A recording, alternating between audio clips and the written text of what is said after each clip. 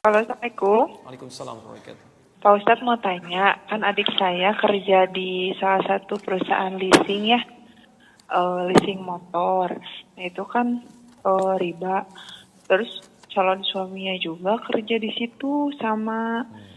Saya bingung, jadi harus kayak gimana ya buat dua-duanya kan kerja di wilayah riba gitu. Apa solusinya kayak gimana? Pengennya pasti dua-duanya keluar. Cuman kalau untuk kebutuhannya kan masih bisa dipenuhinya di situ gitu. Kalau sekarang dua-duanya keluar nanti gimana nih kayaknya? Gitu aja Pak Ustadz. Makasih. Assalamualaikum. Jazakallah khair insyaallah. Waalaikumsalam warahmatullahi wabarakatuh. Baik, mari kita lihat pelan-pelan ya. Ini persoalan selalu terkait dengan rizki. Rizki. Saya mau tanya, yang punya rizki siapa? Allah. Baik. Yang mengaturnya siapa? Ya sudah, ikuti hukum Allah. Jangan takut kan? Jangan takut. Saya turunkan dulu rumus rizki di Quran ya. Bismillah. Tahan sebentar ya. Baik, mudah-mudahan yang tadi bertanya bisa melihat dengan jelas dan bisa mendapatkan jawaban yang menenangkan insyaallah. Tapi saya turunkan dulu sebentar. Saat manusia diciptakan, Allah sudah berjanji akan memberikan rezekinya. Quran surah ke-51 ayat ke-22, posisi paling kanan di pertengahan ke bawah sedikit. Kemudian dijanjikan itu akan diberikan di bumi. Quran surah kedua ayat 29. Ditugaskan Anda untuk mencarinya dengan cara yang dibenarkan. Quran surah kedua ayat. Anda ingin lebih cepat mendapatkannya, Anda lakukan amalan di Quran surah kedua ayat 172. Kalau Anda belum berangkat keluar, rezekinya sudah datang kepada Anda bisa kerjakan amalan di Quran surah ke-7 ayat 96. Baik, jangan khawatir, Allah pasti memberikan rezeki Anda. Tidak ada Allah menciptakan orang miskin di muka bumi. Kalau tidak cukup, pasti dia kaya. Itu ada di Quran surah ke-53 ayat ke-48. Bahkan saat Anda merasakan kurang pun, insya Allah akan dibantu. Di Quran surah ke-9 ayat ke-60. Tidak cukup dengan ini, bisa dibantu lagi di Quran surah kedua ayat 215, posisi paling kanan sebelah bawah. Baik, sampai Anda meninggalkan riba seperti pernah kita ulas ayatnya. Baik, perhatikan sini. Bismillah. Teman-teman sekalian, sekarang fokus ya, lihat betul. Jadi nanti kalau Allah sudah tawarkan yang baik, kenapa Anda pilih yang kotor? Yang baik sudah ada, kenapa pilih yang kotor? Dan sama-sama akan didapatkan. Sekarang lihat teorinya. Quran surah 51 ayat 22. Wa fis samaa'i rizqukum wa ma tu'adun. Dan di langit ya. Rizki Anda sudah ditetapkan. Jadi sebelum kita dilahirkan, dalam usia 4 bulan kandungan, itu Allah sudah menetapkan rizki kita. Ya. Dari mana tahunya 4 bulan kandungan? Yang paling mudah, cari hadis Al-Arba'in, nomor hadis yang keempat dari Abdullah bin Mas'ud, posisi paling kiri sebelah atas. Ya, Nabi menyampaikan, Inna ahadakum yujma'u fi batni ummihi arba'ina yawman nutfah. Setiap Anda akan dibentuk di perut ibundanya 40 hari pertama berbentuk nutfah. Pertemuan antara spermatozoa dengan ovum. Thumma yakunu mithla dzalika 'alaqah. 40 hari kedua berbentuk 'alaqah, zigot yang menempel di dinding rahim. Thumma yakunu mithla dzalika mudghah. 40 hari ketiga, usia 4 bulan berbentuk mudghah. Thumma yursalu ilaihil malak, maka diutus malaikat dalam usia 4 bulan ini, fayanfukhu fihi ruh, kemudian diperintahkan untuk meniupkan ruh, wa yu'maru bikatsbi arba'in, dan diperintahkan untuk menetapkan 4 hal. Pertama, bikatsbi rizqihi, untuk menetapkan rezekinya sampai dia meninggal. Jadi rezekinya dituliskan sebelum Anda lahir tuh, dituliskan. Makanya Allah menyampaikan, dan di langit rezeki sudah ditetapkan, wa ma tu'adun, dan dijanjikan oleh Allah akan diberikan. Dan Anda lahir. Lahirnya di mana? Di bumi, gitu kan? Baik, rezekinya di mana? Di langit. Tinggal di mana? Di bumi. Bagaimana mendapatkannya? Rezekinya di langit, adanya di bumi, gitu kan? Maka muncul statement selanjutnya di Quran surah kedua ayat 29, posisi paling kanan di sebelah bawah. Walladzi khalaqalakum ma fil ardi jami'a. Rezeki yang di langit itu diturunkan ke bumi untuk Anda olah. Masya Allah. Hujan turun dari langit, menumbuhkan tanah-tanah yang gembur itu, tumbuh pohon-pohonan, ada buah-buahan, bisa Anda ambil. Di dalamnya ada emas, ada minyak bumi, ada tembaga, ada macam-macam. Anda olah, jadilah seperti ini. Ada bangunan, ada macam-macam, ada pekerjaan, dan seterusnya. Jadi, Allah janjikan rezeki yang di langit turun ke bumi. Masya Allah. Kita sekarang ada di mana? Bukan, di Masjid Al-Ihsan. Di PTM. PTM, ya. Baik, Anda tinggal di PTM. Rezeki Anda misalnya turunnya di Padang. Baik. Padang di mana? Ya di bumi juga gitu kan? Bumi juga gitu kan? Anda tinggal di PTM, rezekinya di Padang. Taib ya? Maka apa yang harus dilakukan? Taib, sementara turunnya di Padang, Anda tinggalnya di PTM. Maka yang paling logis adalah dilakukan, Anda berikhtiar, dapatkan rezeki itu kan? Anda berangkat, makanya turun ayat. Hikmahnya adalah Quran surah kedua ayat 168. Ini ikhtiarnya. Ya ayyuhan nasu, hei manusia. Jadi hukumnya kalau di Quran disebutkan dengan kata manusia, ini hukumnya berlaku untuk umum semuanya. Baik muslim atau non muslim. Disebutkan 241 kali dalam Al-Quran.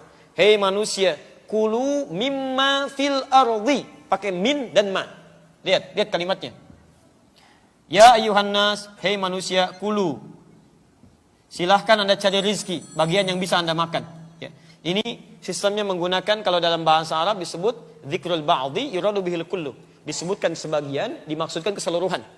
Kalau dalam bahasa Indonesia, sinekdok pas prototo. Ya, Pah, mau kemana? Mencari sesuap nasi. Kan bukan sesuap kan? Anda cari yang sebakul, Anda tambah untuk pakaian, untuk makan-makan. Itu sinekdok pas prototo. Makanya kata Quran, silahkan cari untuk makan Anda dan yang lainnya. Bahasanya cari. Jadi kalau Anda nggak mau mencari, nggak mau ikhtiar, nggak mau kerja, susah dapat rezeki. Di pertama nggak ada kaitan dengan keimanan, terkait dengan ikhtiar kita. Anda orang soleh, masya Allah, rajin ke masjid, rajin sholat, tapi nggak pernah mau nyari rezeki, susah datang. Jangan Anda adukan kepada Allah, ya Allah, saya sholat ya Allah, saya puasa, tapi kenapa dia nggak sholat bisa kaya? Cek, Anda kerja nggak? Pahami itu. Ya. Ini tidak mudah ya. Dulu ada 2 anak di Mesir, mahasiswa, ini berdebat masalah ini. Yang satu mengatakan Allah sudah janji rizki di langit akan diturunkan, dijanjikan diberikan pada kita, pasti dapat. Jadi nggak usah kerja pun pasti dapat. Kata yang satu tidak, karena diikat dengan ayat yang lain. Kamu mesti ikhtiar.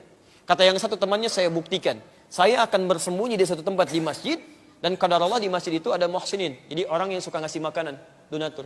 Dia ngumpet di belakang tuh, ya. Dan nggak kelihatan, tutup oleh dia kan. Tayyib, begitu ngumpet di bawah meja, dia bersembunyi. Hari pertama datang muhsinin, ya, yang ngasih makanan bagi yang itikaf. Ketika dibagikan dia nggak dapat karena ngumpet. Hari kedua dibagikan lagi, dia nggak dapat karena di belakang. Hari ketiga yang itikaf tidak terlampau banyak. Ya, beliau bertanya muhsininnya, ya, ilmin akhir, ada yang lain nggak? Kata DKM-nya, wallahi ma fish akhir, nggak ada yang lain. Karena dia sudah 3 hari nggak makan, lapar dia kasih kode. Dalam. Taib, kaget DKM, siapa ini kan? Begitu dibuka, ada seseorang sudah kelihatan lapar karena nggak makan dalam 3 hari tadi. Akhirnya disampaikan pada orang baik tadi, muhsinin tadi, dimintakan langsung double, 2 gitu kan, 2 kotak. Dikasih pada orang ini. Begitu diberikan, teman yang pertama debat tadi datang kepada dia. Ya, dia katakan, apa saya bilang, rizki itu mesti dicari, sekalipun dengan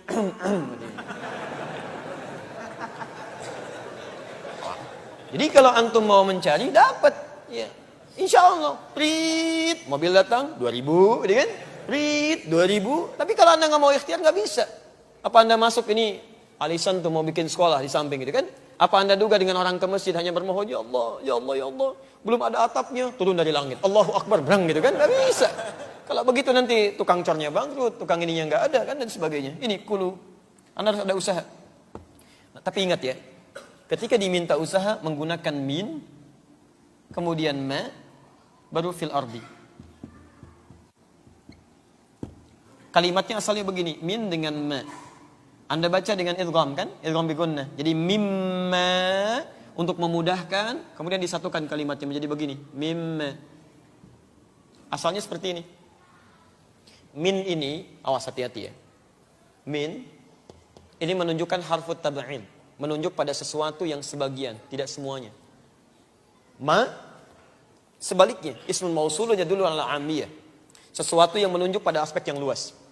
Banyak. Seakan-akan Allah ingin sampaikan begini, silahkan Anda cari kerja untuk kebutuhan makan. Banyak saya sediakan di bumi, tapi jangan rakus. Jangan semua mau diambil.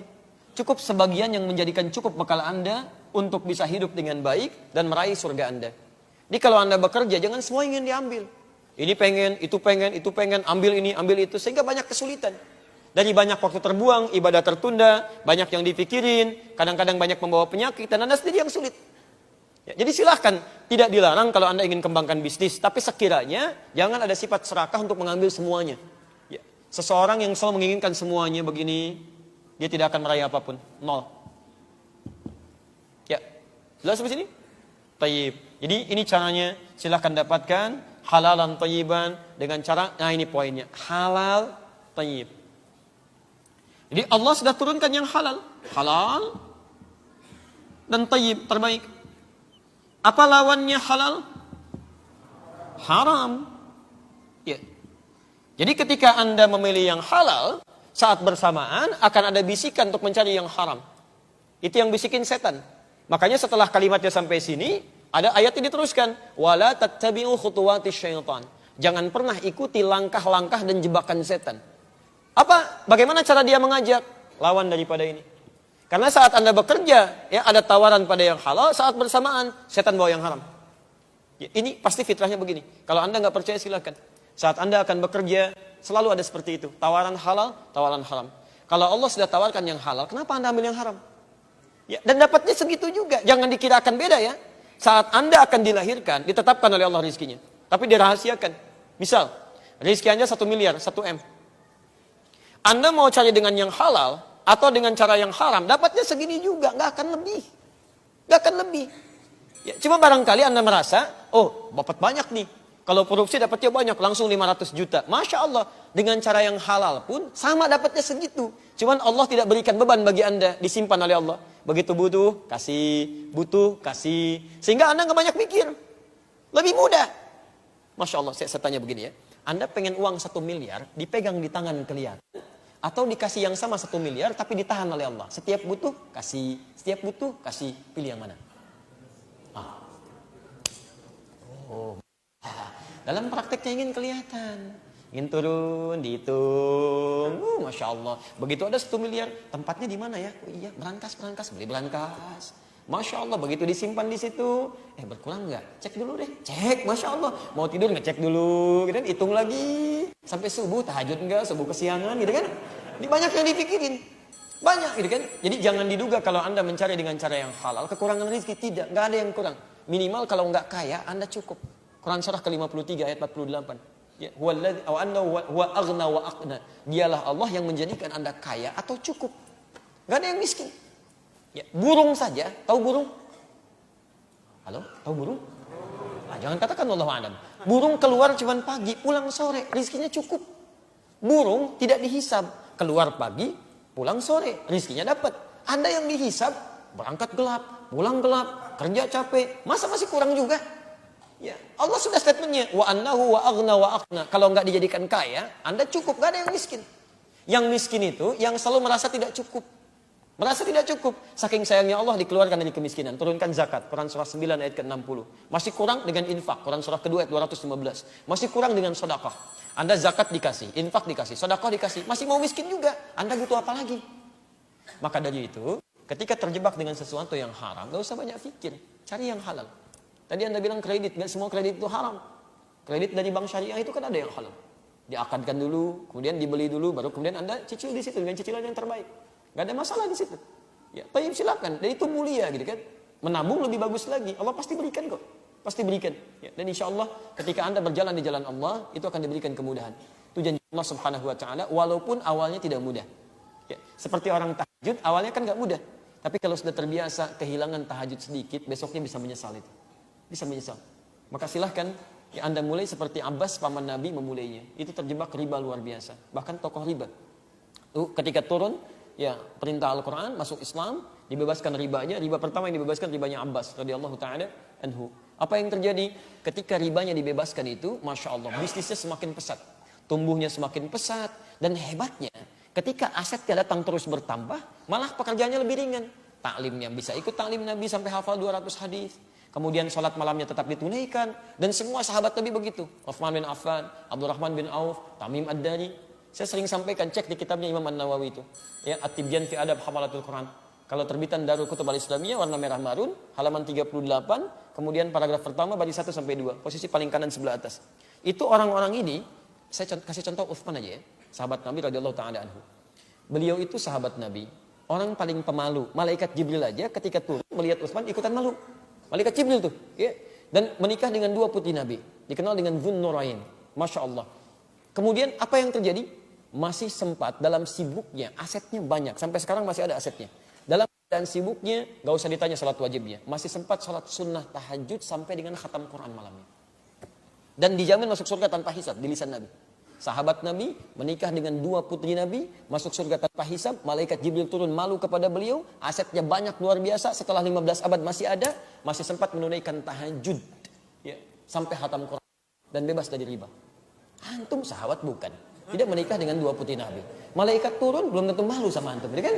Masya Allah, surga belum jelas sampai malam ini. Hisab masih menegangkan, Masya Allah, gitu kan? Ya, masih ingin terlibat dalam sesuatu yang dilarang oleh Allah Subhanahu wa Ta'ala. Karena itu keluarkan ayat-ayat tentang riba untuk motif.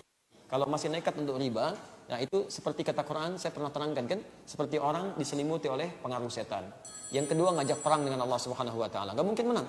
Ya, yang ketiga nanti di alam kuburnya punya siksa spesial.